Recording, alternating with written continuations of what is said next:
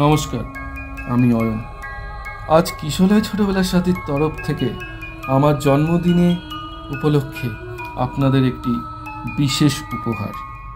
এই গল্পটি আজ থেকে বহু বছর আগে রচিত হয়েছে বিখ্যাত সাহিত্যিক শরদিন্দু বন্দ্যোপাধ্যায়ের শূন্য শুধু শূন্য নয়। এই গল্পের যে মূল ভাবনা, তার উপর নির্ভর করে বর্তমান সময়ে বেশ কিছু ওয়েব সিরিজ এবং সিনেমা বা সিরিয়াল তৈরি হয়েছে। ভাবুন, আজ থেকে এত বছর আগে লেখা আমাদের বাংলা সাহিত্যের একটি মণিমুক্তর মতন জিনিস বর্তমান প্রজন্মেও কিভাবে সামঞ্জস্য খাচ্ছে। সুতরাং আর দেরি করব না, শুরু হচ্ছে আপনাদের কিশোরীয় ছোটবেলার সাথীর পরবর্তী নিবেদন।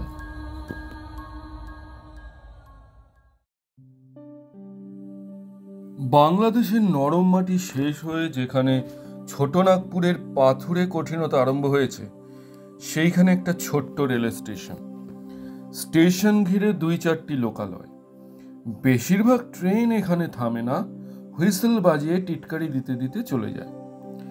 2-1টা অতি মন্থর যাত্রী ট্রেন থামে আর মালগাড়ি থামে। স্থানটির পরিবেশ অতিশয় নিঝুম। যে 2-4টি মানুষ এখানে জীবনযাত্রা নির্বাহ করে, তাদের প্রকৃতিও নিঝুম। লোকগুলিকে দেখলে মনে হয় তারা এইমাত্র ঘুম থেকে উঠে কিংবা এখনই ঘুমিয়ে পড়বে। স্টেশন থেকে 1/2 মাইল দূরে একটি ছোট্ট নিস্তরঙ্গ নদী আছে। সেটিও যেন ঘুমের ঘোরে চলতে চলতে উপলসজ্জার উপর ঝিমিয়ে পড়েছে। পূর্ব বা পশ্চিম থেকে ট্রেন এসে স্টেশনে থামলে কখনো কখনো 2-1জন গ্রাম্য যাত্রী মোটঘাট নিয়ে গাড়ি থেকে নেমে আসে। তারপর মোটঘাট মাথায় তুলে দিগন্তে বিলীন হয়ে যায়। স্টেশন হইতে যে পথটি অসমতল দিগন্তের পানে চলে গেছে, সেটির কোনো নির্দিষ্ট গন্তব্য স্থান আছে বলে মনে হয় না। মনে হয় এই পথে কিছু দূর চললেই দেখা যাবে পাথরের কোনো এক ফাটলের মধ্যে ঢুকে পথটি পাহাড়ি ময়াল সাপের মতো কুণ্ডলি পাকিয়ে ঘুমাচ্ছে। ঘুমনগরীর রাজকুমারীর দেশ, কেবল রাজকুমারীর সন্ধান কেউ জানে না। একবার চৈত্র মাসের দুপুরে পূব দিক থেকে একটি অতি মন্থর যাত্রী গাড়ি এসে স্টেশনে থামল। একটি মাত্র যাত্রী গাড়ি থেকে নামল ভদ্র শ্রেণীর বাঙালি যুবক, সঙ্গে অনেক লটবহর, একটা তোরঙ্গ, 2টো কাঠের বাক্স, 2টো পরিপুষ্ট চটের বোড়া, একটা স্থূল হোল্ডল, একটি ইকোমিক কুকার। গাড়ির অন্য যাত্রীদের সাহায্যে মালগুলি নামিয়ে নেওয়ার সঙ্গে সঙ্গেই গাড়ি ফোঁস ফোঁস শব্দে অসন্তোষ জ্ঞাপন করতে করতে চলে গেল। যুবকের চেহারা শৌখিন গোছের, লম্বা, রোগা গড়ন, মাথার চুল ঢেউ খেলানো, কানের মূল পর্যন্ত ঝুলপি নেমে এসেছে, পাতলা গোঁফ, চোখে ধোয়াটে কাচের চশমা। বয়স আন্দাজ 23-24। যুবক এদিক ওদিক চেয়ে কাউকেও দেখতে পাইল না। তখন সে স্টেশন মাস্টারের কুটিরের সামনে গিয়ে দাঁড়ালো। স্টেশন মাস্টার মধ্যবয়স্ক হিন্দুস্তানি। ট্রেন পাস করে দিয়ে তিনি ইজি চেয়ারে লম্বা হয়ে আরেক প্রস্থ ঝিমোবার উপক্রম করছিলেন। যুবককে দেখে খাড়া হয়ে বসলেন এবং চোখে চশমা পরলেন। মোটা কাচের ভিতর দিয়ে তার চোখের বিস্ময় আরো বড় আকারে দেখা দিল। এই স্টেশনে এই শ্রেণীর যাত্রী তিনি বেশি দেখেননি। যুবক বলিল, স্টেশনে কুলি দেখছি না, কুলি কোথায়? স্টেশন মাস্টার উঠে এসে দ্বারের কাছে দাঁড়ালেন এবং আরো কিছুক্ষণ বিবর্ধিত নেত্রে যুবককে নিরীক্ষণ করলেন। কিন্তু যুবকের প্রশ্নের উত্তর তিনি দিলেন না, কারণ উত্তর দিতে হলে বলতে হয় স্টেশনের একমাত্র কুলি স্টেশন মাস্টারের হুকুমে কাছেই তাল গাছে চড়ে তারির ভার পাড়তে গেছে। তিনি পাল্টা প্রশ্ন করলেন, আপনি কোথায় যাবেন? কাছেই বাজপাড়া বাংলো আছে, সেইখানে। স্টেশন মাস্টারের নয়ন বিস্ফারিত হয়ে এবার চশমার কাচকে ছাড়িয়ে গেল। তিনি কিছুক্ষণ স্তম্ভিত হয়ে রইলেন, তারপর বললেন, বাজপড়া বাংলা, মোহনলাল শেঠের কুঠি, সেখানে তো কেউ নেই, তালা লাগানো। যুবক পকেট থেকে চাবি বের করে বলল, এই যে বাড়ির চাবি, মোহনলাল আমার বন্ধু, আমাকে তার বাংলোয় থাকতে দিয়েছেন। ও, তা আপনি ওখানে থাকবেন? থাকবো না কেন? স্টেশন মাস্টার ঘরের বাইরে আসলেন, ধীরে ধীরে প্ল্যাটফর্মের চারিদিকে চাইলেন, তারপর ষড়যন্ত্রকারীর মতো গাঢ় নিম্ন স্বরে বললেন, ও বাংলায় যাবেন না। সে কি, কেন? ও বাংলায় দেও আছে। যুবকের ঠোঁটের কোণে একটু হাসি দেখা দিল। দেহ মানে ভূত? স্টেশন মাস্টার ঘাড় নেড়ে সম্মতি জানাইলেন। যুবক হেসে উঠল,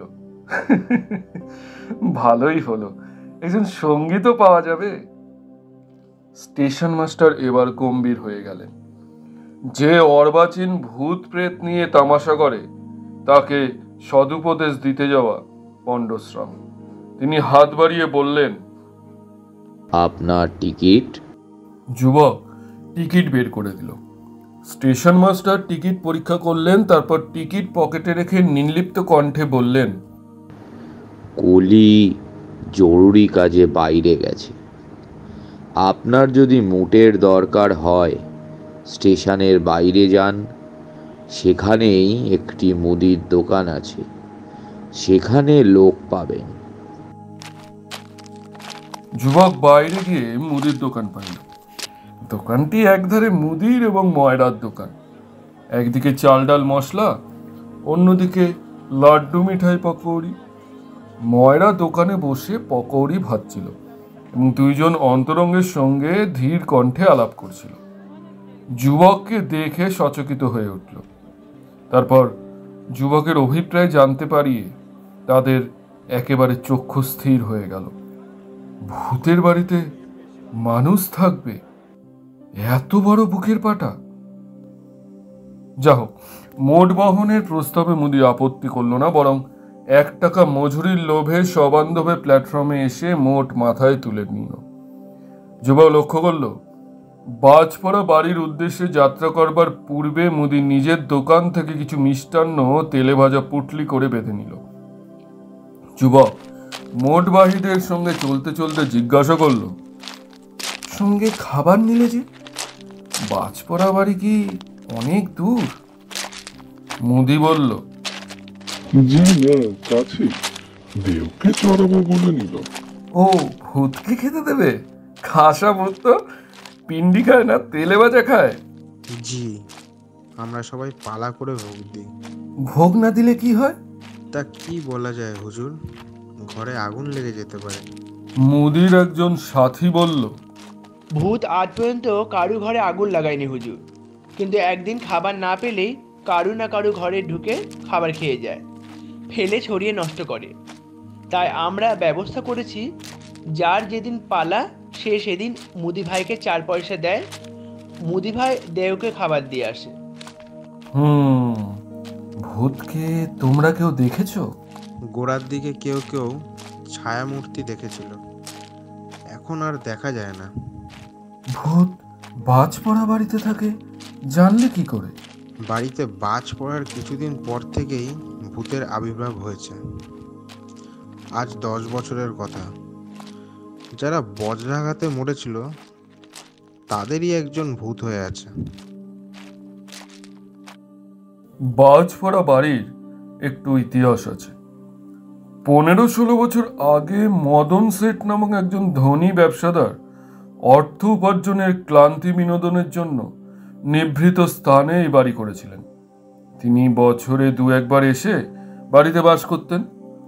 বাড়ি খালি থাকলে তার ব্যবসায়ের অংশীদার নিধিরাজ মল্লিকও মাঝে মধ্যে আসতেন। একবার বছর 10 আগে নিধিরাজ এসে এখানে বাস করছিলেন, সঙ্গে স্ত্রী এবং অল্প বয়স্ক পুত্রকন্যা ছিল। গ্রীষ্মকাল, একদিন কালবৈশাখী ঝড় দেখা দিল। ঝড় থামলে দেখা গেল বাড়ির মাথায় বজ্রপাত হয়েছে। নিধিরাজ মল্লিক ও তার পরিবারের কেউই জীবিত নেই। খবর পেয়ে বাড়ির মালিক মদন শেঠ যখন এসে পৌঁছলেন তখন অধিকাংশ মরা শিয়ালে টেনে নিয়ে গেছে। মদন শেঠ সেই যে বাড়িতে তালা লাগিয়ে প্রস্থান করেছিলেন আর বাড়িতে পদার্পণ করেননি। তারপর মদন শেঠের মৃত্যু হয়েছে। তার পুত্র মোহনলাল এখন বাড়ির মালিক। সেও পর্যন্ত বাড়িতে পদার্পণ করেনি, কেবল বন্ধুকে বিপদ থেকে উদ্ধার করবার জন্য তাকে বাড়িতে থাকতে দিয়েছে। আমাদের পরিচিত যুবকই সেই বন্ধু। এই সূত্রে যুবকের অজ্ঞাতবাসের ইতিহাস এখানে বলে নেওয়া যেতে পারে। যুবকের নাম গৌরমোহন সাহা। বড় মানুষ, ব্যবসাদারের একমাত্র সন্তান হয়ে জন্মগ্রহণ করেও সে যখন ছবি আঁকতে শুরু করলো তখন তার পিতা মনের দুঃখে ইহলীলা সংবরণ করলেন। বাড়িতে রইল গৌরমোহন ও তার বিমাতা শশীমুখী। শশীমুখী বিমাতা হলেও গৌরমোহনকে ভালোবাসতেন। তার নিজের পুত্রকন্যা ছিল না। তিনি তাকে পৈতৃক ব্যবসায় নিয়োজিত করবার চেষ্টা করলেন, কিন্তু সে ছবি আঁকতে লাগলো। ছেলের এই কাল ওকাল নষ্ট হয়ে যায় দেখে শশীমুখী তার বিবাহের আয়োজন করলেন, কারণ পুরুষের মন সংসার ধর্মে আকৃষ্ট করার পক্ষে বিবাহই সর্বোৎকৃষ্ট মুষ্টিযোগ। শশীমুখী তার ভগিনীর দেবরের কন্যার সঙ্গে সম্বন্ধ করিলেন, কিন্তু গৌরমোহন তপভঙ্গে সমস্ত চেষ্টা ব্যর্থ করে দিয়ে একাগ্র মনে ছবি আঁকতে চলল। সে বর্তমান যুগের অনৈসর্গিক শৈলীর চিত্রকার। মনের ছবি আঁকে, স্রেফ রং দিয়ে কাম ক্রোধাদি ষড়রিপুর রূপদান করে। তাকে স্থূল পিসিত পিণ্ড দিয়ে প্রলুব্ধ করা সহজ নয়। শশীমুখী কিন্তু হাল ছাড়বার পাত্রী নয়। কন্যার রূপ যৌবনের সাড়ম্বর বর্ণনা শুনেও যখন গৌরমোহন ঘামল না, কন্যাকে সচক্ষে দেখেও যখন সে অটল রইল, তখন শশীমুখী যুক্তি তর্কের পথ ছেড়ে সবলতর পন্থা অবলম্বন করলেন। একদিন গৌরমোহনকে বলিলেন, পরশু রবিবারে ওরা তোমাকে আশীর্বাদ করতে আসবে। সব ঠিক হয়ে গেছে, আর দেরি করা চলবে না। নোটিশ নয়, সমন নয়, একেবারে গ্রেপ্তারি পরোয়ানা। গৌরমোহনের মাথায় আকাশ ভেঙে পড়ল, কিন্তু সে মায়ের সঙ্গে কখনো তর্ক করে না। তার কথার অবাধ্য হবার মতো রূঢ়তাও তার চরিত্রে নেই। একান্ত অসহায়ভাবে সে ছুটে গেল তার প্রাণের বন্ধু মোহনলালের কাছে। মোহনলাল গৌরমোহনের সমবয়স্ক হলেও বিবাহিত এবং বিষয় বুদ্ধি সম্পন্ন যুবক। সে গৌরমোহনকে সৎ পরামর্শ দিল, বুঝিয়ে দিল যে পলায়ন করলে মাতৃ আজ্ঞা লঙ্ঘন করা হয় না। কিছুদিন অজ্ঞাতবাস করলেই মাতৃদেবী ধাতস্থ হবেন। অতঃপর গৌরমোহন আর নিজের বাড়িতে ফিরে যায়নি। বাজপড়া বাড়ির চাবি নিয়ে অজ্ঞাতবাসে বের হয়ে পড়েছে। অবশ্য বাড়িটার যে ভৌতিক দুর্নাম আছে তা সে আগে জানতে পারেনি। পারলেও বোধ করি সংকল্পচ্যুতি হতো না। 15 মিনিট পর লটবহর নিয়ে গৌরমোহন বাজপড়া বাড়ির সম্মুখীন হলো। জীর্ণ স্খলিত পাঁচিল ঘেরা বিঘাখানেক স্থান শুষ্ক আগাছায় ভরা। তার মাঝখানে ছোটখাটো একতলা একটি বাড়ি। প্রবেশপথের ফটক অদৃশ্য হয়েছে, কেবল থাম দুটো দাঁড়িয়ে আছে। থামের দুই পাশে ঝাঁকড়া দুটো পাকুড় গাছ প্রবেশপথের উপর তোরণ রচনা করেছে। এই তোরণের ভিতর দিয়ে 30-40 গজ পিছনে বাড়িটি দেখা যায়। ফটকে প্রবেশ করবার পূর্বে মুদি খাবারের পুটলি পাকুড় গাছের ডালে টাঙিয়ে দিল। গৌরমোহন বলল, ভূত বুঝি ওই গাছে বসে খানাপিনা করে? মুদি উত্তর দিল না। ভূতের আস্তানায় দাঁড়িয়ে ঠাট্টাই আর কি করা তার নিরাপদ মনে হলো না। অতঃপর বাড়ির দিকে চলতে চলতে গৌরমোহন লক্ষ্য করল ফটক থেকে আরম্ভ করে বাড়ি পর্যন্ত আগাছার ভিতর দিয়ে অস্পষ্ট একটি পায়ে হাঁটা পথের চিহ্ন গেছে। কঠিন মাটির ওপর কোনো দাগ নেই, কেবল শুকনো আগাছা দুই পাশে একটু সরে গিয়ে যেন যাতায়াতের পথ ছেড়ে দিয়েছে। এই বাড়িতে কেউ থাকে নাকি? মুদি চোখ কপালে তুলল। কে থাকবে হুজুর? কার এত সাহস? চোর ডাকাত? এদেশে মানুষ নেই, যারা আছে তাদের পয়সা নেই।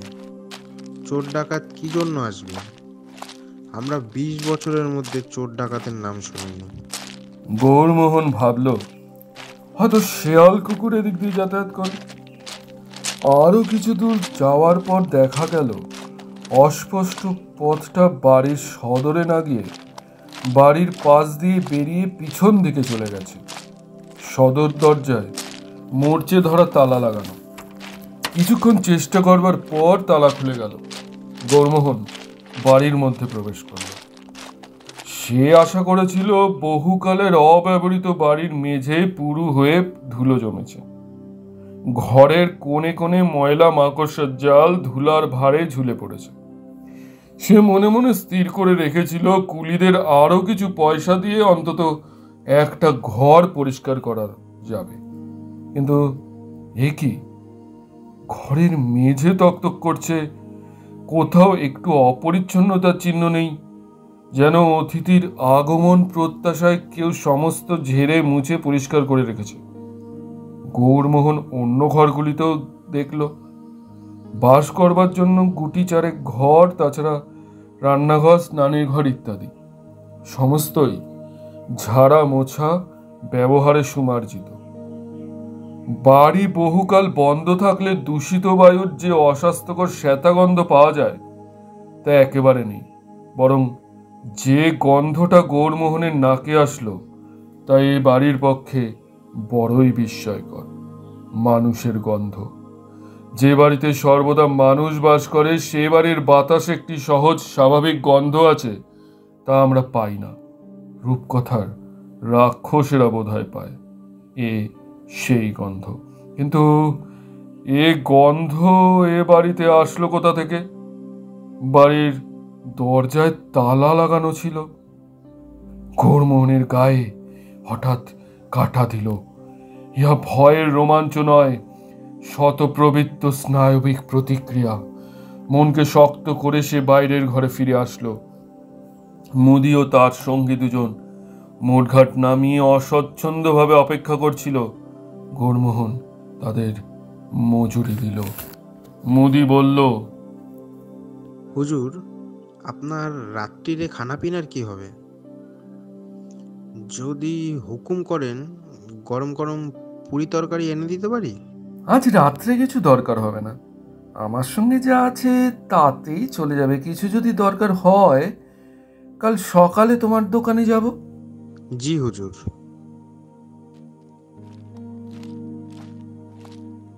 মুদি সঙ্গীদের নিয়ে চলে গেল।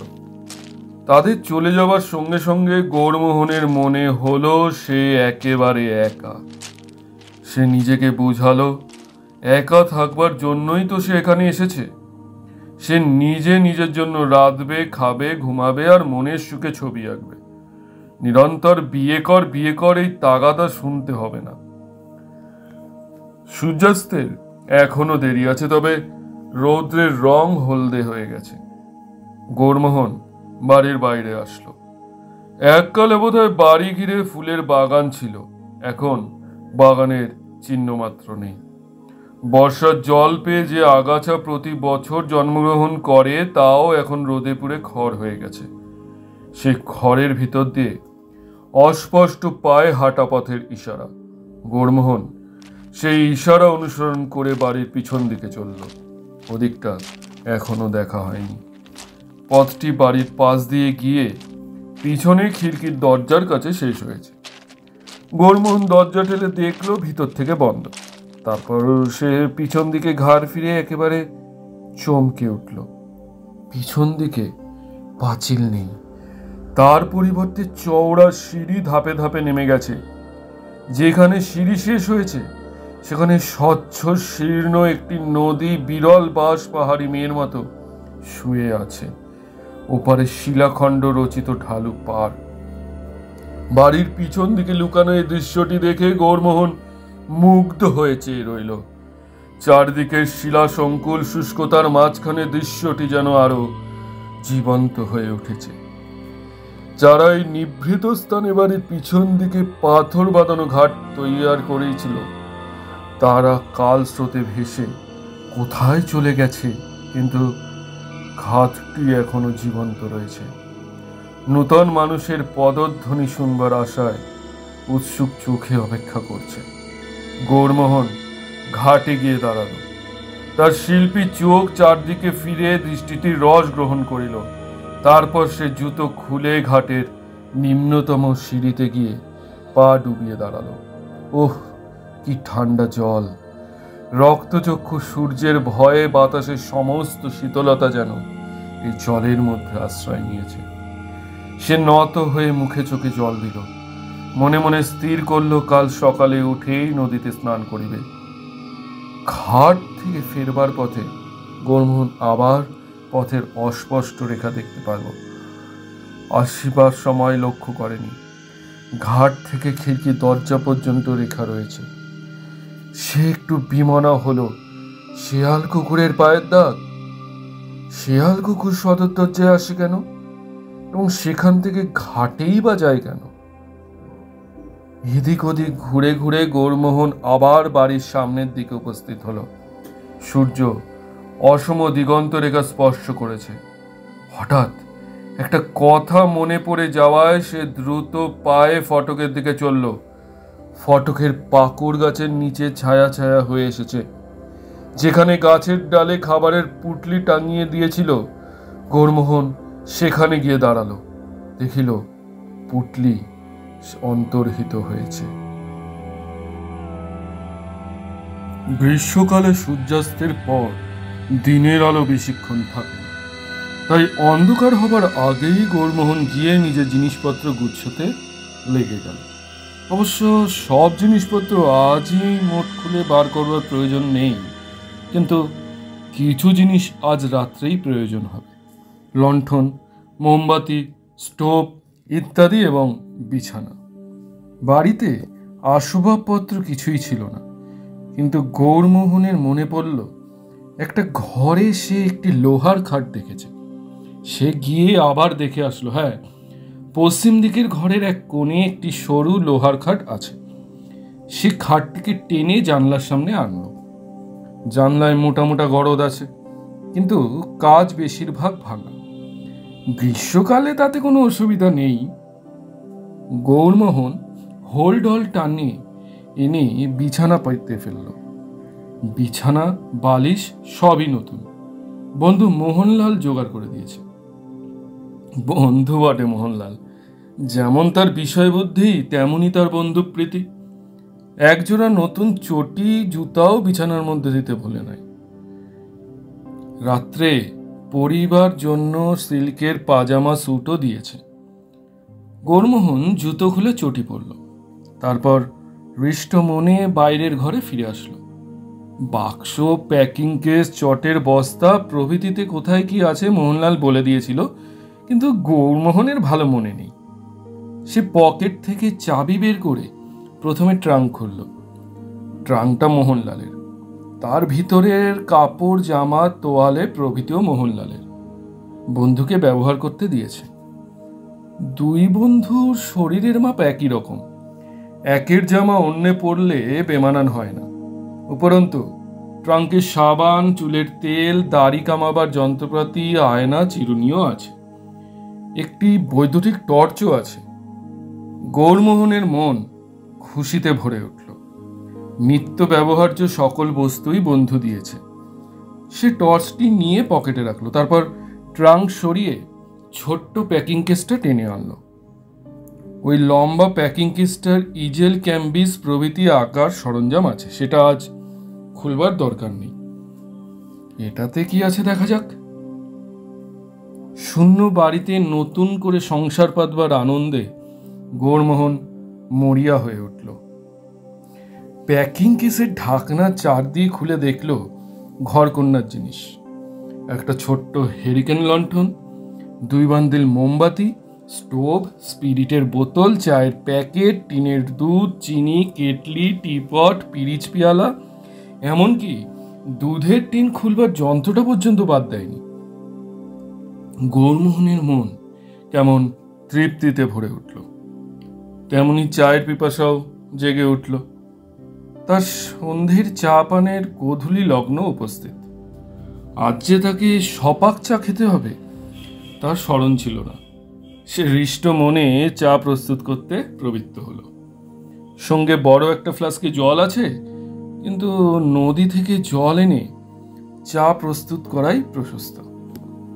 গৌরমোহন কেতলি হাতে উঠে পড়ল। সদর দরজা ভিতর থেকে বন্ধ করে দিয়ে পিছনের দরজার দিকে চলল। ভারির ভিতরে তখন ঘোর ঘোর হয়ে এসেছে। পিছনের দরজাটি ভিতর দিক থেকে হুড়কো ও ছিটকিনি দিয়ে লাগানো। কপাট খুলবার সময় মরিচা ধরা কবজায় ক্যাচ করে একটা করুণ শব্দ হলো, কিন্তু কবাটে জাম ধরেনি, সহজেই খুলে গেল। বাইরে একটু আলো আছে। নদীর ছোট্ট বুকে সন্ধ্যার ছোপ ধরেছে। গৌরমোহন কেটলিতে জল ভরে ফিরে আসলো, দরজা আবার বন্ধ করে দিল। স্টোভ জ্বালিয়ে সে জল চড়িয়ে দিল। এক পেয়ালা জল গরম হতে বেশি সময় লাগবে না। এরই মধ্যে হেরিকেন লণ্ঠনটি জ্বালালো।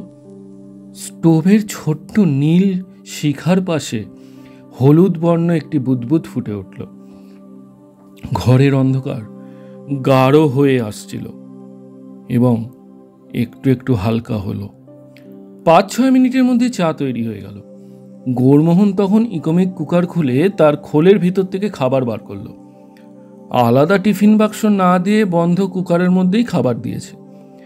একটা খোলের মধ্যে চিংড়ি মাছের কাটলেট ও হিঙের কচুরি, অন্য খোলে কড়া পাকের সন্দেশ, তাছাড়া একটা বড় পাউরুটি, চিজ, মাখন ইত্যাদি আছে। প্রচুর খাবার। গৌরমোহন 2টি সন্দেশ বের করে খেতে বসল। সঙ্গে নিশ্চয়ই আসন আছে, কিন্তু তা খুঁজে বের করতে অনেক হাঙ্গামা। বিশেষত মেঝে বেশ পরিষ্কার ঝকঝকে, ধুলো নেই। সে তাড়াতাড়ি করে সুগন্ধি চায়ের পেলেটি মুখে তুলতে যাবে, এমন সময় সদর দরজায় খুটখুট শব্দ হলো। গৌরমোহন চমকে মুখ তুলল। তারপর গলা চড়িয়ে বলল, কে? দরজার ওপার থেকে কেউ সাড়া দিল না, কিন্তু আবার খুটখুট শব্দ হলো। গৌরমোহন উঠে গিয়ে দরজার সামনে দাঁড়ালো। আবার প্রশ্ন করল, কে? কি চাও? এবারও সাড়া নেই। গৌরমোহন একটু ইতস্তত করল, যদি চোর ডাকাত হয়। কিন্তু চোর ডাকাত তার কি নেবে? সে সাহস করে দরজা খুলে ফেলল। বাইরে কেউ নেই, কেবল অন্ধকার। গৌরমোহন পকেট থেকে টর্চ নিয়ে বাইরে আলো ফেলল। আলোর সীমানার মধ্যে কাউকেও দেখা গেল না। মানুষ তো নেই, কুকুর বিড়ালও নেই। গৌরমোহন বাইরে এসে দাঁড়ালো। টর্চের আলোয় যে বৃত্তাভাস রচিত হয়েছে তার বাইরে কিছু দেখা যায় না। একটা এলোমেলো বাতাস উঠেছে। গৌরমোহন এদিক ওদিক ঘুরে ফিরে দেখলো, ভাবলো হয়তো হাওয়ার ধাক্কায় দরজার শব্দ হচ্ছিল। পবন দিগন্তের দুয়ার নাড়ে। দরজা বন্ধ করে দিয়ে সে চা খেতে বসলো। বসেই কিন্তু চমকে উঠল।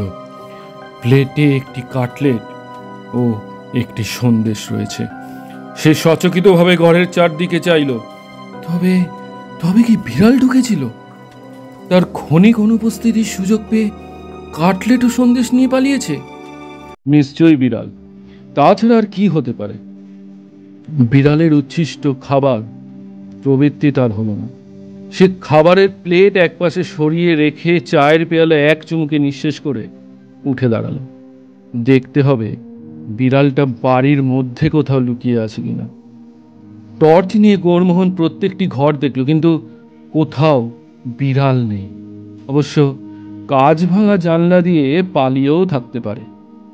কিন্তু তবু গৌরমোহনের মনটা সংশয়ে ভরে গেল। এতগুলো লোক যা বলছে সেটাই যদি সত্যি হয়। বিছানার পাশে পা ঝুলিয়ে বসে গৌরমোহন ভাবতে আরম্ভ করল। প্রেতজনই থাকতে পারে, কিন্তু তাকে ভয় করব কেন? ভূতে মানুষের ঘাড় মটকা এ কথা নিতান্ত অশ্রদ্ধেয়। মনে পড়ল স্টেশন মাস্টারকে সে পরিহাস ছলে বলেছিল, ভালোই হলো, একজন সঙ্গী পাওয়া যাবে। যদি সত্যি এ বাড়িতে ভূত প্রেত থাকে, যদিও এ পর্যন্ত স্পষ্ট নিঃসংশয় প্রমাণ পাওয়া যায়নি, তাহলে তাতে ক্ষতি কি? সে তো ভূতের কোনো অনিষ্ট করেনি, বরং ভূতই তার খাবার খেয়ে গেছে। এক্ষেত্রে তার প্রতি ভূতের কোনো বিদ্বেষ থাকা উচিত নয়। ভূতের যদি খাদ্যদ্রব্যের প্রতি লোভ থাকে, বেশ তো, ভূতের সঙ্গে সে নিজের খাবার ভাগ করে খাবে। এইভাবে নানা যুক্তি তর্কের দ্বারা গৌরমোহন মনকে দৃঢ় করছে। এমন সময় বাইরের ঘর থেকে একটা অস্পষ্ট শব্দ তার কানে আসলো। এতক্ষণ সে লক্ষ্য করেছিল বাড়ির ভিতরে কি বাইরে কোথাও এতটুকু শব্দ নেই, ঝিঝির আওয়াজ পর্যন্ত শোনা যাচ্ছে না। হাওয়া উঠে যে শব্দের সৃষ্টি করেছিল সেটিও থেমে গেছে।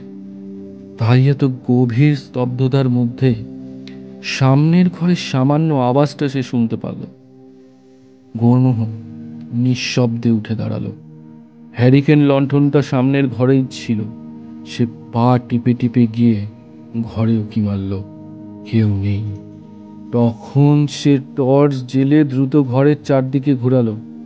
সদর দরজা আগের মতোই বন্ধ, ঘর শূন্য, কিন্তু বিড়ালের উচ্ছিষ্ট বলে যে খাবারগুলি সে সরিয়ে রেখেছিল সেগুলি নেই, প্লেট খালি। গৌরমোহন মনে মনে মন্তব্য করিল, পেটুক ভূত, তেলে ভাজা থেকে সন্দেশ পর্যন্ত কিচ্ছু বাদ দেয় না। গৌরমোহন হাতের ঘড়ি দেখল, 8:30। গ্রীষ্মকালের পক্ষে এমন কিছু বেশি রাত্রি নয়, কিন্তু সঙ্গীহীন অবস্থায় কারোর সঙ্গে কথা না বলে কতক্ষণ জেগে থাকা যায়? ট্রেনের জার্নিতে শরীরও ক্লান্ত, সুতরাং খাওয়া দাওয়া শেষ করে শুয়ে পড়া যেতে পারে। কাল ভোরে উঠে নদীতে স্নান করতে হবে। গৌরমোহন খাওয়া শেষ করলো, তারপর একটি কৌটোয় কিছু খাবার রেখে ঢাকনা বন্ধ করে একপাশে সরিয়ে রাখলো।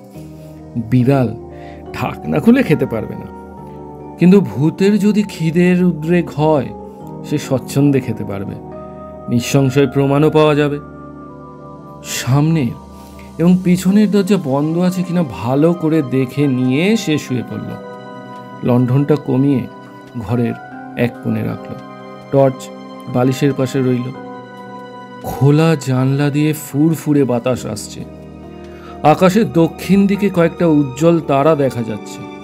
গৌরমোহন শুয়ে শুয়ে ভাবতে লাগলো, খাসা বাড়ি, এতদিন শূন্য পড়ে আছে, কিন্তু মনেই হয় না এটা পোড়ো বাড়ি। কে বাড়িটি এমন তকতকে ঝকঝকে করে রেখেছে? ভূত হয়তো আছে, কিন্তু নিরীহ ভূত, কোনো প্রকার গন্ডগোলও নেই। ভূতের সঙ্গে ভাবসাব করে কথাবার্তা বলা যায় নাকি? ঘুমে তার চোখ জড়িয়ে আসতে লাগলো। কলকাতায় মাতৃদেবী বোধ করি খুবই উদ্বিগ্ন হয়ে উঠেছেন, কিন্তু উপায় কি? ওই দুমু মেয়েটাকে সে কিছুতেই বিবাহ করবে না। গৌরমোহনের ঘুম ভাঙল সকাল 5টার সময়। বাইরে দিনের আলো ঝলমল করছে, সূর্য উঠতেও আর বিলম্ব নেই। সে উঠে বসে আড়মোড়া ভেঙে হাই তুলল। রাত্রে খুবই ভালো ঘুম হয়েছে। এক ঘুমে রাত কাবার হয়ে গেছে। ভূতের উৎপাতও কিছু হয়নি, তবু তার মনে হলো ঘুমের মধ্যে সে নানা প্রকার স্বপ্ন দেখেছে। কি যেন তার খাটের চারপাশে সারা রাত্রি ঘুরে বেরিয়েছে। শিয়রে দাঁড়িয়ে মুখের উপর ঝুঁকে মুখ দেখবার চেষ্টা করেছে। পাখির পালকের মতো নরম হাতে তাকে স্পর্শ করেছে, কিন্তু সেটা স্বপ্নই। গত রাত্রে তার জাগ্রত মনের মধ্যে যে সংশয়গুলো ঘুরছিল তারাই বোধহয় স্বপ্নে নতুন কলেবদ্ধে ধরে দেখা দিয়েছিল। গৌরমোহন উঠে পড়ল। সাবান তোয়ালে নিয়ে মাথায় তেল ঘষতে ঘষতে ঘাটে স্নান করতে চলল। সূর্যোদয়ের পূর্বে স্নান করলে সারাদিন শরীর ঠান্ডা থাকে। খিড়কির দরজা খুলতে গিয়ে গৌরমোহন আজ প্রথম ধাক্কা খেল। খিড়কির দরজা ভেজানো রয়েছে বটে, কিন্তু খিল ও ছিটকিনি খোলা। তার বুকের ভিতরটা একবার ধক করে উঠল। কাল রাত্রে ঘুমানোর আগে সে ভালো করে দেখে নিয়েছিল দরজা বন্ধ আছে। তবে সে স্থির হয়ে চিন্তা করল, ভূত আছে। কাল রাত্রে দরজা বন্ধ করার সময় সে বাড়ির মধ্যেই ছিল, তারপর কোনো সময় দরজা খুলে বেরিয়ে গেছে। কিন্তু কিন্তু এ কিরকম ভূত? বাইরে যাইবার জন্য দরজা খুলে কেন? প্রেতজনিত অশরীরী। কিন্তু না, ভয় পেলে চলবে না। ভূতের সঙ্গে যখন একবারতে বাস করতে হবে তখন ভয় করলে চলবে না। বিশেষত ভূত যেমনই হোক, তার স্বভাবটি শান্তশিষ্ট। গৌরমোহন এ বাড়িতে আসাতে সে যে বিরক্ত হয়েছে তার কোনো প্রমাণ নেই। তবে কেন সে ভূতকে ভয় করবে? ভূতের ভয় একটা কুসংস্কার। নদীর ঘাটে পৌঁছে গৌরমোহন দ্বিতীয়বার ধাক্কা খেল। ঘাটের মাথায় দাঁড়িয়ে সে দেখল ঘাটের কিনারায় নদীর শান্ত জল তোলপাড় হচ্ছে। জলে কেউ নেই, অথচ মনে হচ্ছে কেউ হাত পা ছুঁড়ে সাঁতার কাটছে, কিংবা একটা বিরাট মাছ জলের তলায় থেকে লেজের ঝাপটায় জলে তরঙ্গ তুলেছে। গৌরমোহন হতভম্ব হয়ে দাঁড়িয়ে রইল। তার বুকের ভিতরটা আরেকবার ধকধক করে উঠল। হঠাৎ জলের আলোড়ন শান্ত হলো। একটা চিৎকারের মতো শব্দ শোনা গেল, যেন স্নাতক আগন্তুককে দেখতে পেয়েছে। তারপর আরেক আশ্চর্য ব্যাপার ঘটল। গৌরমোহন বিস্ময় হয়ে চোখে দেখিল জলের প্রান্তে ক্ষুদ্র ক্ষুণ্ণ কম্পন রেখে একজোড়া সজল পা ধাপে ধাপে উঠে আসছে। মানুষ নেই, কেবল মানুষের ভিজা পায়ের দাগ। পায়ের দাগ ঘাটের সিঁড়িগুলিকে অতিক্রম করে মাটির উপর অদৃশ্য হয়ে গেল। গৌরমোহন কিছুক্ষণ পায়ের দাগগুলির দিকে চেয়ে থেকে ধীরে ধীরে নদীর পাথরের উপর বসে পড়ল। হঠাৎ অতিপ্রাকৃত ব্যাপার দেখে ভূক ধরপরানির অবস্থা কেটে গেছে। সে গালে হাত দিয়ে ভাবতে লাগলো, এ কি কাণ্ড!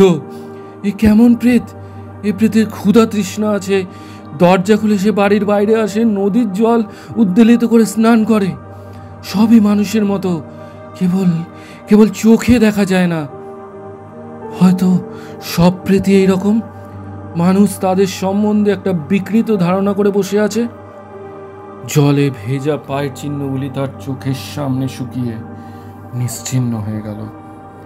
আরো কিছুক্ষণ ঘাটে বসে থাকবার পর গৌরমোহন জলে নেমে স্নান করল। দেহ শীতল হলো, মনও অনেকটা শান্ত হলো। বাড়িতে ফিরে সে সদর দরজা খুলে দিল।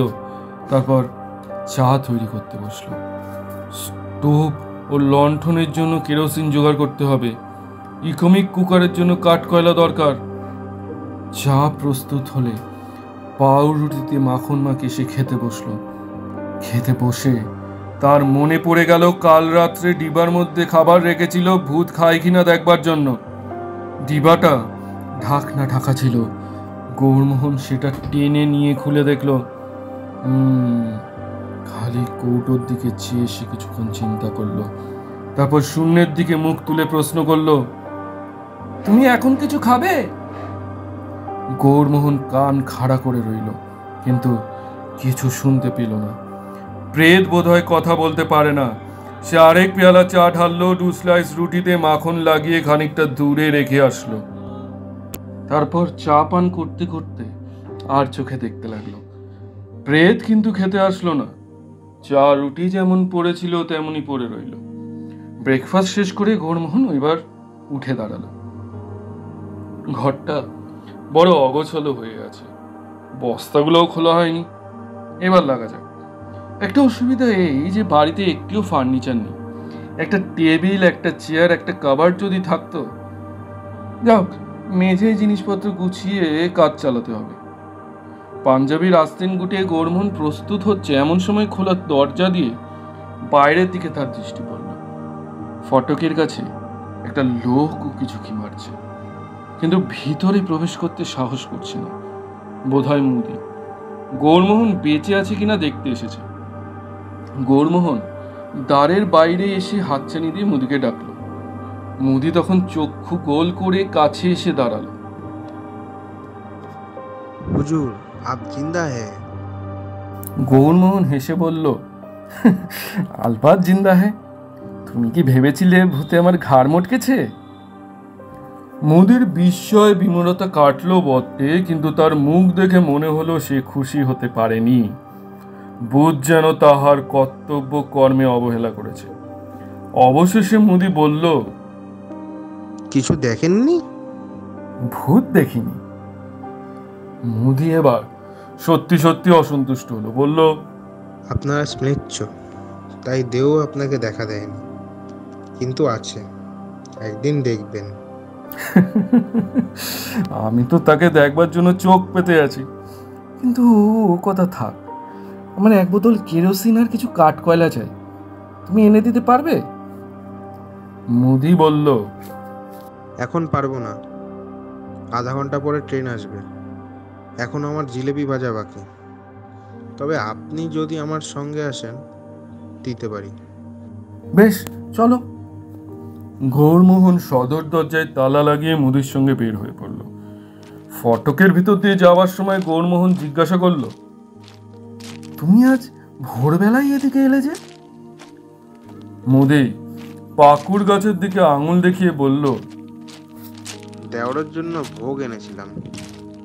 গৌরমোহন দেখল পাকুড় গাছের ডালে শালপাতার মোড়ক ঝুলছে। সে প্রশ্ন করল, তোমরা কবার ভূতের ভোগ চড়াও? দিনে একবার চড়াই, কখনো সকালে কখনো বিকেলে।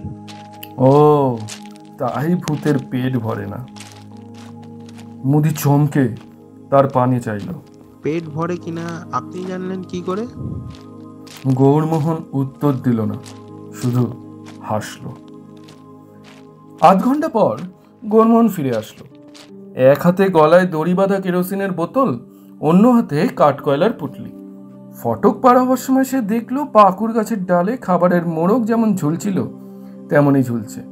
ভূতটা নিয়ে যায়নি। গৌরমোহন মনে মনে হাসলো। ভূতের বোধহয় লাড্ডু ও পকড়িতে আর রুচি নেই। তালা খুলে ঘরে প্রবেশ করে সে থমকে দাঁড়িয়ে পড়ল। ঘরটি পরিষ্কারভাবে ঝাড় দেওয়া, কিন্তু জিনিসপত্র মোটঘাট একটিও সেখানে নেই। গৌরমোহনের চক্ষু স্থির হয়ে গেল। কেরোসিনের বোতল এবং কয়লা নামিয়ে রেখে সে ছুটে ভিতরে গেল। তার শোয়ার ঘরটিও পরিষ্কার হয়েছে এবং এবং তার ট্রাঙ্কটি ঘরের একপাশে রাখা রয়েছে।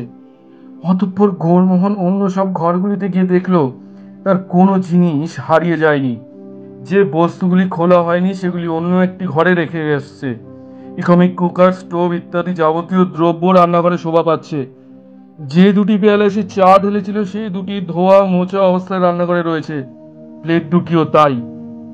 গৌরমোহন প্রকাণ্ড একটি হাঁপ ছেড়ে গদগদ কণ্ঠে বলল, তোমাকে ধন্যবাদ, আমার অনেক কাজ তুমি গুছিয়ে দিয়েছ। ভূতের নিকট থেকে কোনো প্রত্যুত্তর আসলো না, কিন্তু গৌরমোহন বেশ স্বচ্ছন্দতা বোধ করতে লাগলো। এমন সহৃদয় ভূতকে সঙ্গী রূপে পাওয়া ভাগ্যের কথা। ভূত তার আগমনে রাগ করেনি, বরঞ্চ খুশি হয়েছে। গৌরমোহন কাজে লেগে গেল। বস্তা, প্যাকিং কেস প্রভৃতি খুলে জিনিসগুলি যথাযোগ্য স্থানে সাজিয়ে রাখতে লাগলো। ছবি আঁকার জিনিসগুলিকে একটি ঘরে রেখে আসলো। এই ঘরটি হবে তার ছবি আঁকার ঘর। ঘণ্টাখানেকের মধ্যে সাজানো গোছানো সম্পন্ন হলো। তখন সে বাইরের ঘরে এসে দেখলো ভূত কোন ফাঁকে কেরোসিনের বোতল এবং কয়লা রান্নাঘরে রেখে এসেছে। ভারী পরিষ্কার পরিচ্ছন্ন ভূত। অগোছালো এলোমেলো ভাব একেবারে পছন্দ করে না। এতক্ষণে বেশ বেলা বেড়েছে। গৌরমোহনের মনে পড়ল হাত ঘড়িটা রাত্রে বালিশের তলায় রেখে শুয়েছিল। আজ সকালে দম দেওয়া হয়নি। সে শোবার ঘরে গিয়ে বালিশ উল্টে দেখলো ঘড়ি যথাস্থানে আছে এবং তাতে দম দেওয়া হয়েছে। সে উচ্চ কণ্ঠে হেসে উঠল।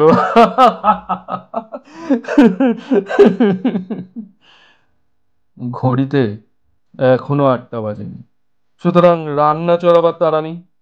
এর মধ্যে কি করা যায়? উম, ভূতের সঙ্গে আলাপ জমাতে পারলে মন্দ হতো না, কিন্তু ভূত যে কথা কয় না, একতরফা কথা কতক্ষণ চালানো যায়? তবু গৌরমোহন চেষ্টা ত্রুটি করলো না। এ ঘর ও ঘর ঘুরে বেড়াতে বেড়াতে অশরীরীর উদ্দেশ্যে বলতে লাগলো, দেখো, তোমার নাম আমি জানি না, কিন্তু তুমি আমার বন্ধু। আমার কত কাজ করে দিয়েছো। আমার বন্ধুভাগ্য বরাবরই খুব ভালো। ওদিকে মোহনলাল আর এদিকে তুমি। এসো না, দুজনে বসে একটু গল্প করি। তুমি আমাকে দেখতে পাচ্ছ, কিন্তু আমি তোমাকে দেখতে পাচ্ছি না। আমার চেয়ে তোমার চোখের জ্যোতি বেশি, কিন্তু তুমি কথা বলো না কেন? বলো না, দুটো কথা বলো, শুনি। আচ্ছা, আজ কি রান্না করবো বলো? আমার সঙ্গে চাল, মুগের ডাল, ময়দা, আলু, পটল, পেঁয়াজ আছে, ভালো ঘি আছে, খাঁটি সর্ষের তেলও আছে। বলো না, কি রাঁধি? তুমি যা বলবে তাই রাঁধবো, দুজনে মিলে খাওয়া যাবে। কিন্তু কোনো ফল হলো না। গৌরমোহন অনুভব করলো ভূত কাছেই আছে, তার কথা শুনছে, তাকে দেখছে, কিন্তু কথা বলছে না। হয়তো ভূতেরা কথা বলতে পারে না। 9টা বাজলে গৌরমোহন দাড়ি কামাতে গেল।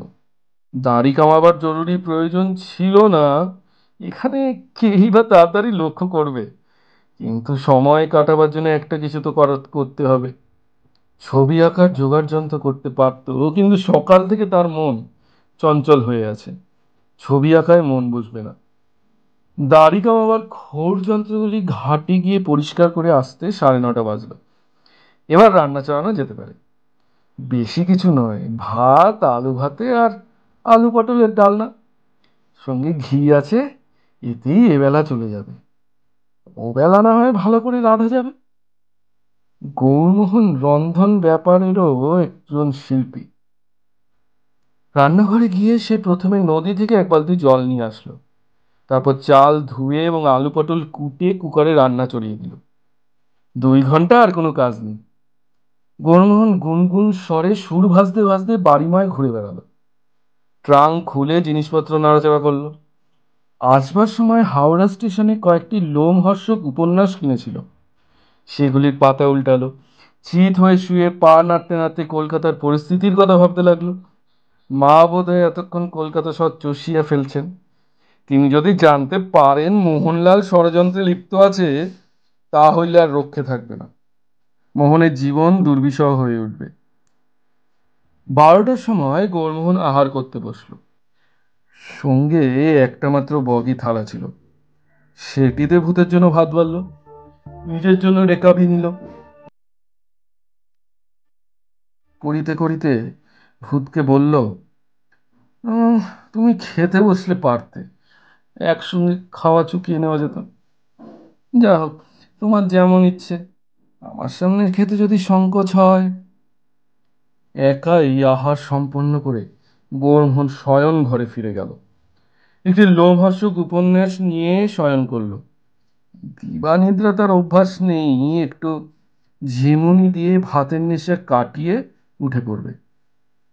লোমহর্ষক উপন্যাস পড়তে পড়তে তার চোখ জড়িয়ে আসলো। তন্দার মধ্যে সে শুনতে পাইল খিড়কি দরজা খোলার ক্যাচ শব্দ হলো। বোধহয় ভূত দরজা খুলে নদীর ঘাটে গেল। আলু ভাতে আলু পটলের ডালনা ভূতের কেমন লাগলো কে জানে। গৌরমোহন ঘুমিয়ে পড়ল। তার দেহ মনে বোধহয় অলক্ষিতে কিছু ক্লান্তি জমা হয়েছিল। একেবারে ঘুম ভাঙলো বেলা 3টে। সে তাড়াতাড়ি উঠে পড়ল, মুখে চোখে জল দেওয়ার জন্য রান্নাঘরে গেল। দেখলো দুপুরবেলার উচ্ছিষ্ট বাসন কোসন ভূত মেজে ধুয়ে ঘরের কোণে উপুর করে রেখে গিয়েছে। মনে মনে ভূতকে ধন্যবাদ জানিয়ে সে জল পান করলো। তারপর ছবি আঁকার ঘরে গিয়ে ছবি আঁকবার জন্য প্রস্তুত হলো। ঘরে একটা জানলা পিছন দিকে, এই জানলা দিয়ে নদী ও ঘাটের দৃশ্য দেখা যায়। বাইরে দুপুরে সঞ্চিত সূর্যতাপ নিথর বাতাসে শুষ্ক বাষ্পের মতো স্পন্দিত হচ্ছে। গৌরমোহন জানলার কাছে ইজেল খাড়া করল, একটা প্যাকিং কেস টেনে এনে তার উপর বসল। কি আঁকবে তা সে ঠিক করে ফেলেছে। শুষ্ক প্রাণহীন শূন্যতার মাঝখানে একটি ছোট বাড়ি। বাড়িটি জীবন্ত, তার ছোট ছোট দরজা জানলা যেন তার মুখ চোখ। বিপুল শূন্যতার মাঝখানে বসে বাড়িটি হাসছে। ছবির নাম শূন্য, শুধু শূন্য নয়। মনে ছবির প্ল্যান ঠিক করে নিয়ে সে আঁকতে আরম্ভ করলো। তেল রং ছবি আঁকতে গৌরমোহনের সুবিধা হয়। সে প্যালেটে রং মেশালো, প্রথমটা ধীরে ধীরে আঁকলো, তারপর মন বসে গেল। কতক্ষণ আপন মনে ছবি এঁকেছে তার জ্ঞান ছিল না। ঘাড়ের কাছে হঠাৎ কি গরম নিঃশ্বাসের স্পর্শে সে চমকে উঠল। ভূত বোধ করে ছবি আঁকা দেখতে দেখতে তন্ময় হয়ে শিল্পীর ঘাড়ের কাছে এসে পড়েছিল। গৌরমোহন চমকে ঘাড় ফিরিয়ে বলে উঠল, হ্যাঁ। মনে হলো যে পিছনে দাঁড়িয়ে ছিল সে চট করে পিছু হটল। গৌরমোহন মুহূর্ত মধ্যে নিজেকে সামলে নিয়ে বলল, ও তুমি আমার ছবি আঁকা দেখছো বুঝি? বেশ বেশ, যেটুকু এঁকেছি কেমন মনে হচ্ছে? এখন বোধহয় ঠিক বুঝতে পারছো না, আর একটু আঁকা হলে বুঝতে পারবে। গৌরমোহন আবার আঁকায় মন দিল। আঁকতে আঁকতে ভূতের উদ্দেশ্যে দু চারটি কথা বলে, আবার আঁকে। এইভাবে বেশ কিছুক্ষণ চলবার পর একসময় সে অনুভব করলো যেন ঘরের আলো কমে এসেছে। শুধু তাই নয়, বাতাসের অভাবে দম বন্ধ হয়ে আসছে। সে তুলি ফেলে জানলার বাইরে তাকালো। সূর্যের আলো কেমন যেন ঝাপসা হয়ে গেছে। তারপরই তার চোখ পড়ল নদীর ওপরে ঈশান কোণে ধূসর পিঙ্গল মেঘ মাথা তুলেছে। একটা দমকা হাওয়া আগাছার ভিতর দিয়ে বয়ে গেল। নদীর নিস্তরঙ্গ জল রোমাঞ্চিত হয়ে উঠল। গৌরমোহন আনন্দে বলে উঠল, ঝড় আসছে, ঝড় আসছে। চৈতালি ঝড় নতুন কিছু নয়, প্রতি বছরই আসে একবার। এই বাড়ির সকলকে বজ্রাহত করে দিয়ে চলে গেছিল। দেখতে দেখতে বিদ্যুৎ জিহ্বা ঝড় আসিয়ে পড়ল। আকাশে শুম্ভ নিশুম্ভের যুদ্ধ বেঁধে গেল। শনশন বাতাস, চকমক বিদ্যুৎ, গম গম বজ্রগর্জন, বৃষ্টির মুষল ধারে আকাশের কোথাও তিল মাত্র ছিদ্র রইল না। গৌরমোহনের মন ময়ূরের মতো নেচে উঠল। সে আকার সরঞ্জাম ঘরের একপাশে সরিয়ে রেখে জানলাগুলো বন্ধ করবার চেষ্টা করলো। সব জানলা বন্ধ হলো না, ভাঙা কাচের ভিতর দিয়ে বৃষ্টির ছাট আসতে লাগলো। সে আনন্দের সঙ্গে বাড়ির ঘরে ঘরে অকারণ ঘুরে বেড়াতে বেড়াতে গান জুড়ে দিল। গানটি অবশ্য সর্বাংশে স্থানকালের উপযোগী নয়, তবু বর্ষার গান বটে। আহারে ওই ডাকছে দোবায় ব্যাঙগুলি, মনের সুখে ছড়িয়ে তাদের ঠ্যাংগুলি। আকাশেতে ছুটোছুটি, মেঘে হাওয়ায় ঝুটোপুটি, ভূত পেরেতে দত্তি দানায় খেলছে যেন ডাঙ্গুলি। বর্ষার মহিমা জ্ঞাপক অন্য কোনো গান জানা না থাকায় সে এই গানটি অনেকক্ষণ ধরে গাইল। কর্কর শব্দ করে কোথায় বাজ পড়ল।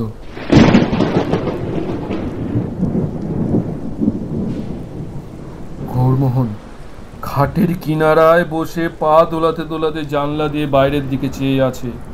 তার শিল্পী মন প্রকৃতির এই উদ্দাম উন্মাদনাকে রঙের ফাঁদে ধরবার ফন্দি আছে।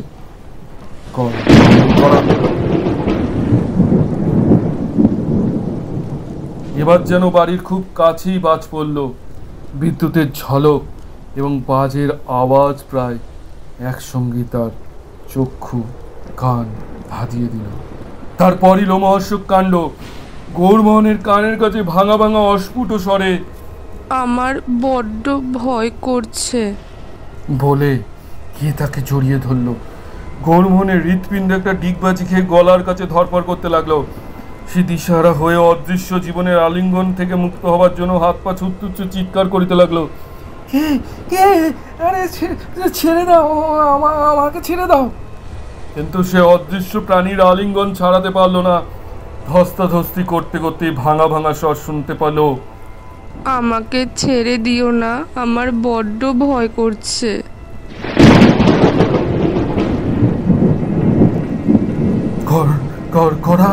তৃতীয়বার বজ্রপাতের শব্দে বাড়িটা কেঁপে উঠল, কিন্তু আশ্চর্যের কথা, এই শব্দে গৌরমোহনের ভয় বিহ্বলতা কেটে গেল। প্রাকৃতিক বিপর্যয়ের আশঙ্কা বোধ করে অপ্রাকৃতের ভয়কে দূর করে দিল। এতক্ষণ সে নিজেকে ছাড়াবার চেষ্টা করছিল, এখন কিছুক্ষণ স্থির থেকে অদৃশ্য দেহটাকে স্পর্শ করে দেখতে লাগলো। একটা বাহু, চোখে দেখা যাচ্ছে না বটে, কিন্তু স্পর্শানুভূতির দ্বারা জানা যাচ্ছে কোমল অথচ দৃঢ় মাংসল বাহু। গৌরমোহন দুই হাতে অদৃশ্য দেহটাকে স্পর্শ করে দেখতে দেখতে বলল, তুমি কে? ভূত নও? শীর্ণ কম্পিত কণ্ঠের উত্তর আসলো, না, আমি মানুষ। মানুষ? কিন্তু কিন্তু তোমাকে দেখতে পাচ্ছি না কেন? আমি আমি অদৃশ্য দেহটা থরথর করে কাঁপতে লাগলো। গৌরমোহন হাত দিয়ে অনুভব করে চলল। বাহু শেষ হয়ে কাঁধ আরম্ভ হয়েছে। কাঁধের ওপর অদৃশ্য চুলের গোছা, তারপর গলা, তারপর গৌরমোহন একটা খাবি খাওয়া চিৎকার করে উঠল, হ্যাঁ তুমি মেয়ে? ঝড়ের দুরন্ত অভিযান 10 দিন দলিত করে চলে গেছে। পিছনে পড়ে রয়েছে ভিজা মাটি এবং বাতাসের অবসন্ন নিঃশ্বাস। দুটি মানুষ ঘাটের কিনারায় পাশাপাশি বসে আছে, একজন অদৃশ্য, একজন দৃশ্য। থেমে থেমে কথা হচ্ছে। গৌরমোহন চিরদিনই মেয়েদের কাছে মুখচোরা, আজ অভাবিত ঘটনাচক্রে এই অদর্শনা যুবতীর সংস্পর্শ লাভ করে সে আরো বিহ্বল হয়ে পড়েছে। গৌরমোহন বলল, তোমার আর ভয় করছে না তো? উত্তর আসলো, না, মেঘ ডাকলেই ভয় করে। মানে তোমার নামটা কিন্তু এখনো জানা হয়নি। আমার নাম গৌর। আমার নাম ছায়া। কিছুক্ষণ চুপচাপ, তারপর গৌরমোহন হাতের ঘড়ি দেখল, 6:30 বেজেছে, চায়ের সময় হলো। তুমি চা খাবে তো? খাবো। চায়ের সঙ্গে লুচি আর আলু ভাজা, কি বলো? হুম। খাট থেকে উঠতে গিয়ে ছায়ার গায়ে গা ঠেকে গেল। গৌরমোহন লজ্জায় লাল হয়ে উঠল। অদর্শনা যুবতী যে সম্পূর্ণরূপে বিবস্ত্রা তা স্মরণ হয়ে গেল। রান্নাঘরে গিয়ে গৌরমোহন স্টোভ জেলে জল চড়িয়ে দিল, তারপর ময়দা মাখতে বসলো। দেখলো তার একটু দূরেই বাটিতে আলু কাটা হচ্ছে। চাকা চাকা আলু কাটা হয়ে একটি রেকাবিতে জমা হলো, তারপর বালতির জলে ধোয়া হয়ে তার পাশে এসে উপস্থিত হলো। রাত্রে খিচুড়ি রাঁধা যাবে, তুমি খিচুড়ি ভালোবাসো তো? একটি নিঃশ্বাস পড়িল। তেলে ভাজা আর লাড্ডু ছাড়া সব ভালোবাসি। তাই সে নূতন খাদ্যদ্রব্য দেখে লোক সংবরণ করতে পারেনি। গৌরমোহন সহানুভূতির সুরে বলল, আহারে, তেলে ভাজার ফুলুরিয়া লাড্ডু খেয়ে খেয়ে অরুচি ধরে গেছে। তুমি চায়ে ক চামচ চিনি খাও? অনেকদিন চা খাইনি। যখন খেতুম 5 চামচ চিনি খেতুম। চায়ের জল টিপটে ঢেলে গৌরমোহন লুচি ভাজতে বসলো। আমি লুচি ভাজতে জানি, তুমি সরো, আমি ভাজছি। না না, তোমাকে কষ্ট করতে হবে না। অনেক কষ্ট করেছো তুমি, ঘর পরিষ্কার করেছো, বাসন মেজেছো। আমার ইচ্ছে করছে। কণ্ঠস্বরে একটু আদুরে আদুরে ভাব। ঠিক আছে, আচ্ছা, তো তুমিই ভাজো। গৌরমোহন সরে দাঁড়িয়ে দেখতে লাগলো।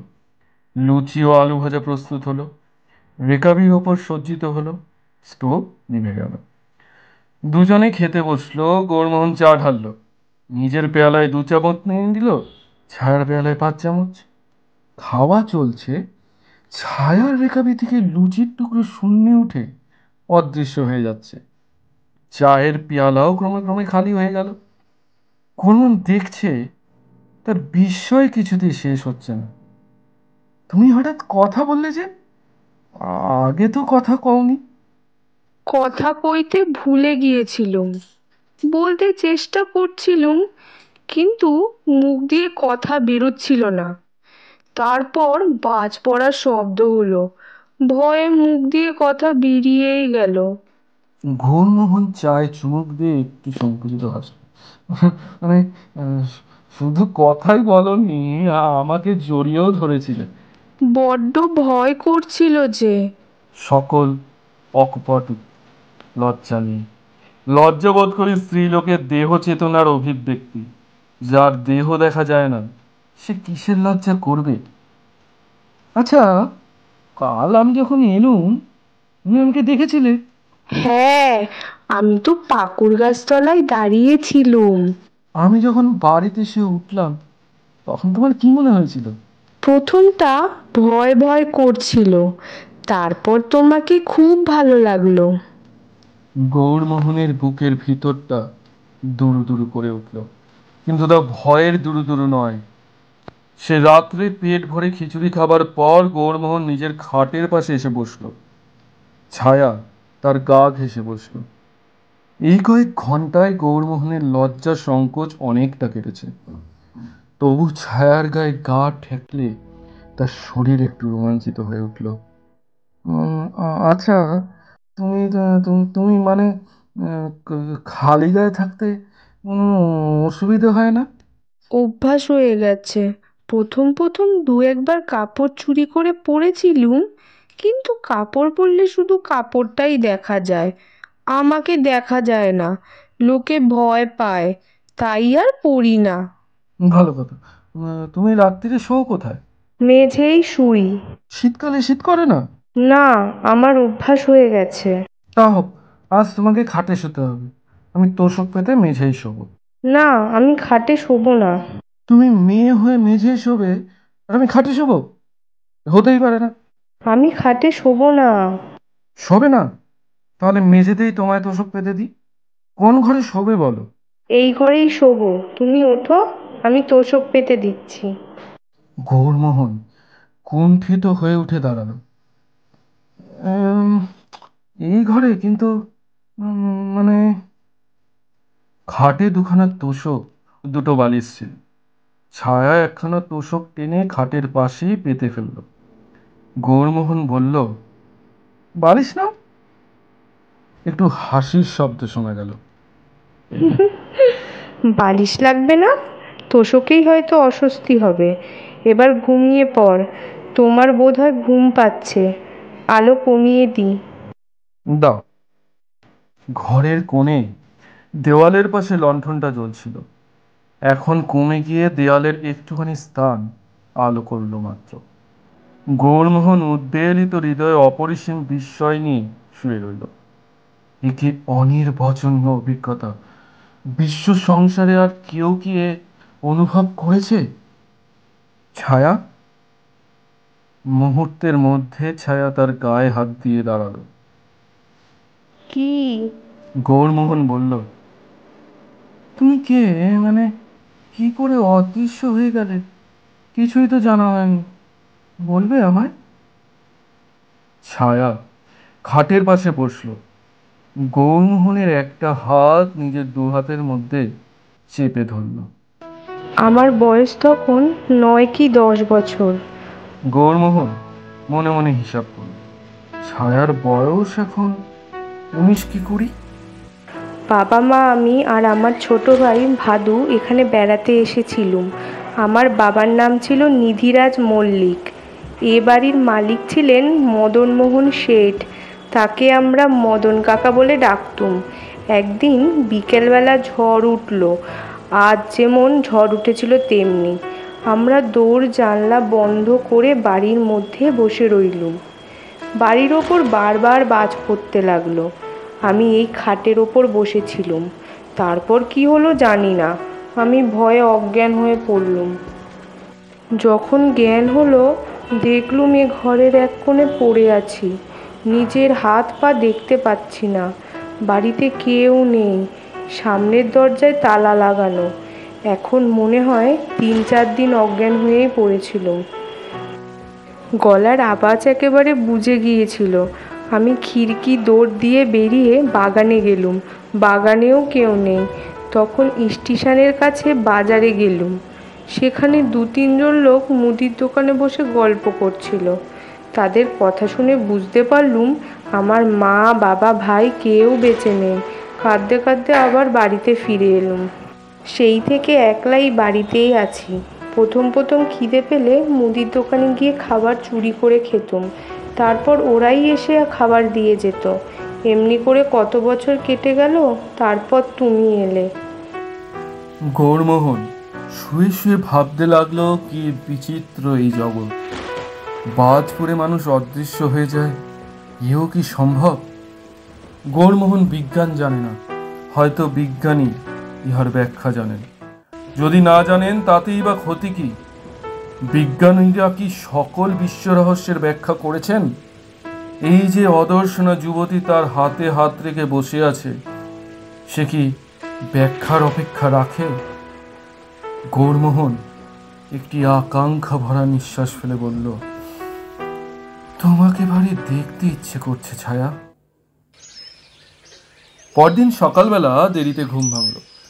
অনেক রাত্রি পর্যন্ত তারা গল্প করেছে, ফুলশয্যার রাতে নতুন বরবধূর মতন। তবু কৌতূহল শেষ হয়নি, সঙ্গতৃষ্ণা মেটেনি। অবশেষে রাত্রি শেষ হয় দেখে জোর করে ঘুমিয়ে গেছিল। সকালে ছায়া গৌরমোহনের বুকের উপর হাত রেখে ডাকল, ওঠো, চা এনেছি। গৌরমোহন উঠে বসে শূন্যে অবস্থিত চায়ের পেলা হাতে নিল। ঘুম ভরা গলায় বলল, তোমার ভারী দেখতে ইচ্ছে করছে ছায়া। ছায়া করুণ নিঃশ্বাস ফেলিল। কি করে দেখবে? চায়ের পেয়ালায় চুমুক দিতেই গৌরমোহনের মাথায় একটা বুদ্ধি খেলে গেল। সে মুখ তুলে বলল, ছায়া, একটা কাজ করবে? কি? তুমি কাপড় জামা পরো, তাহলে খানিকটা তো দেখতে পাবো। কাপড় জামা পরার নামে ছায়ার কণ্ঠে একটু স্ত্রী সুলভ ঔৎসুক্য ফুটিয়ে উঠল। কাপড় জামা কোথায়? আমার বাক্সে ধুতি আর গেঞ্জি আছে, তাই পরো, শাড়ি ব্লাউজ তো নেই। ছায়া দ্বিধা ভরে বলল, আচ্ছা। গৌরমোহন চায়ের পেয়ালা নিঃশেষ করে বলল, আমি এখনই আসছি, বলে গোসলখানার দিকে চলে গেল। 10 মিনিট পরে ঘরে ফিরে এসে গৌরমোহন চমকে উঠল। খাটের পাশে দাঁড়িয়ে আছে একটি প্রেত মূর্তি, হাত পা নেই, মাথা নেই, সাদা কাপড়ে ঢাকা একটি কঙ্কাল। গৌরমোহন ভয়ে বলে উঠল, ছায়া, ছায়া, খুলে ফেলো, শিগগির খুলে ফেলো, আমি দেখতে পাচ্ছি না, মনে হচ্ছে তুমি একটা পেতনি, খুলে ফেলো শিগগিরই।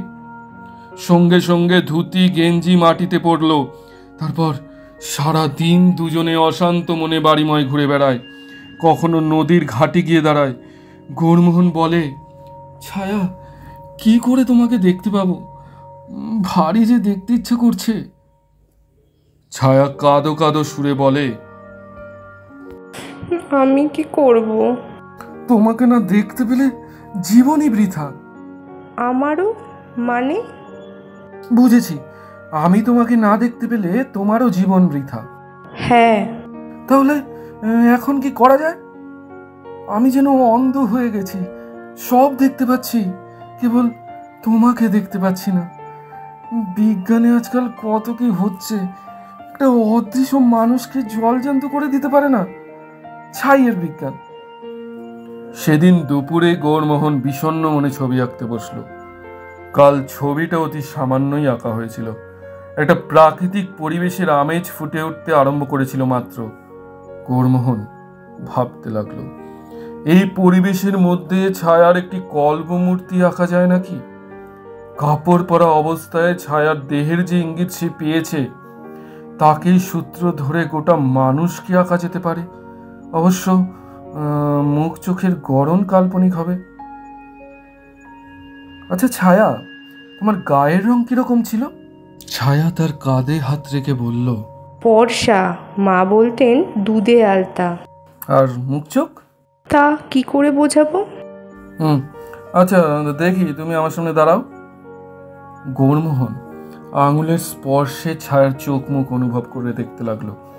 চোখ দুটি বেশ টানা টানা মনে হচ্ছে, নাকটিও সরু, ঠোঁট দুটি ভারী নরম কিন্তু প্রসারে একটু বড়। গৌরমোহন বলল, তুমি আমার মডেল, দাঁড়িয়ে থাকো, তোমাকে ছুঁয়ে ছুঁয়ে আঁকবো। প্যালেটের উপর রং মিশিয়ে তুলিতে তুলিতে সে ক্যানভাসের দিকে ফিরেছে। এমন সময় একটা চোখ ধাঁধানো আইডিয়া কিছুক্ষণের মধ্যেই তাকে বিমূঢ় করে দিল। তারপর সে চিৎকার করে উঠল, ছায়া, ছায়া! এই যে আমি। কাছে এসো। কই তোমার মাথাটা দেখি। হ্যাঁ, এইবার চুপটি করে থাকো। এই বুদ্ধিটা যে এতক্ষণ কেন মাথায় আসেনি। তোমার গায়ে তোমার ছবি আঁকবো, যেমন কাচের উপর ছবি আঁকে, বুঝেছ? বা হাতে ছায়ার মাথা ধরে গৌরমোহন ডান হাতে রং মাখা তুলি দিয়ে তার গালে স্পর্শ করলো। গালের উপর পাকা ডালিমের রং লাগিয়ে দিল। গৌরমোহনের ইচ্ছা হলো উঠে নৃত্য করে, কিন্তু ইচ্ছা দমন করে সে অতি যত্নে ছায়ার মুখে রং লাগাতে আরম্ভ করলো। ধীরে ধীরে মুখখানি ফুটে উঠতে লাগলো। ঠোঁটে একটু গোলাপি রং দিল, ভুরুতে কালো রং, কিন্তু চোখের মনিতে তো রং লাগানো যায় না। চোখ দুটি শূন্য রইল, তবু মুখখানি চমৎকার, পান পাতার আকৃতি, একটু কৃশ। গৌরমোহন বলল, ছায়া, কি সুন্দর তুমি, দাঁড়াও, চোখের ব্যবস্থা করছি। সে ছুটে গিয়ে পাশের ঘর থেকে নিজের ধোয়া কাচের চশমা এনে ছায়ার চোখে পরিয়ে দিল। ছায়ার মুখ প্রাণবন্ত হয়ে উঠল।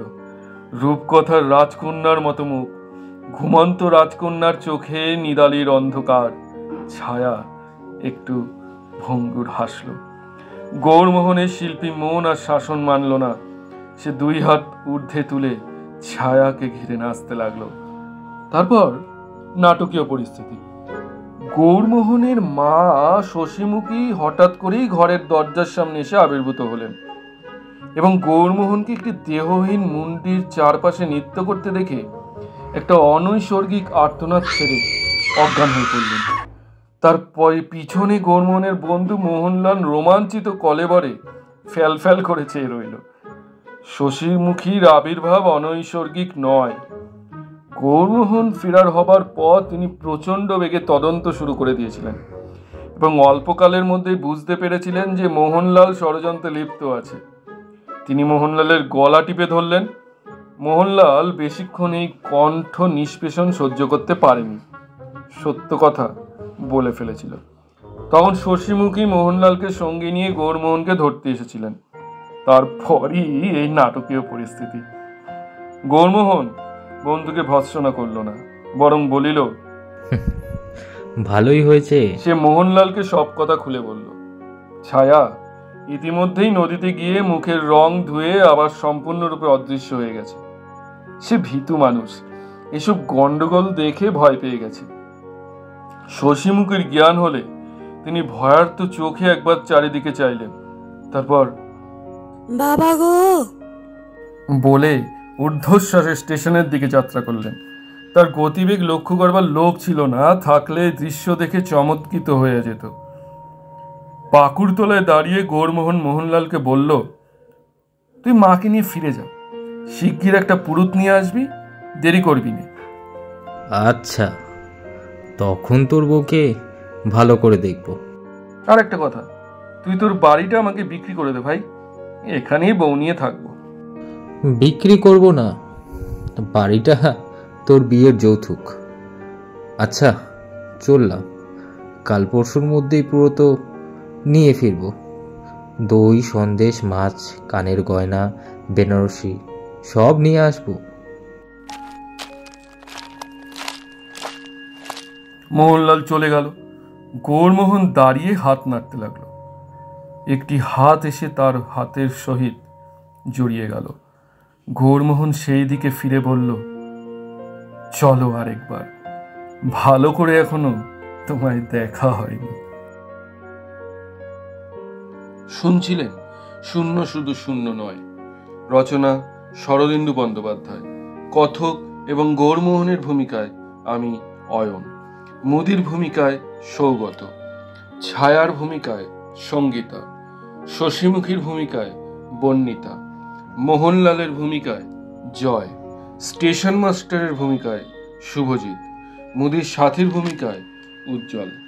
শব্দগ্রহণ, সঙ্গীত সংযোজন এবং এডিটিংয়ে অয়ন, পোস্টার ডিজাইনে অঙ্কিতা পোদ্দার, নির্দেশনায় টিম কিশলয়।